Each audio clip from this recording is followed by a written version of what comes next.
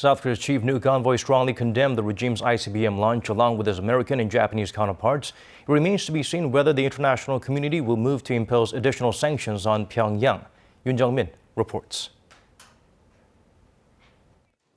Seoul's chief nuclear envoy Noh Kyu-duk and his U.S. counterpart Noh and Kim both strongly condemned North Korea's most recent ICBM test.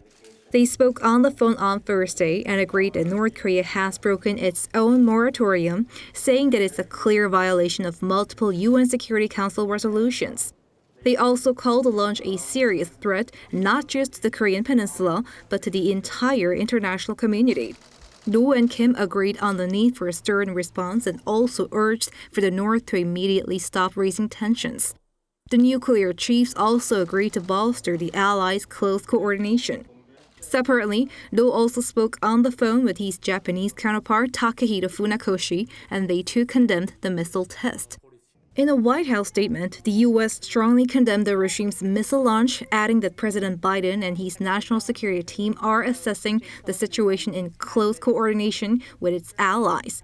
While calling the launch a brazen violation of UN resolutions, Washington said the door has not closed on diplomacy. Japanese Prime Minister Fumio Kishida called North Korea's latest missile launch an unacceptable act of violence. China has called for what it termed a political resolution to the launch. The U.S. is likely to request an emergency UN Security Council meeting, and it remains to be seen whether it can garner support from Russia and China. Currently, the UNSC restricts the sale or transfer of all refined petroleum products to North Korea with the allowed maximum aggregate of up to 500,000 barrels a year and limits crude oil supply to 4 million barrels.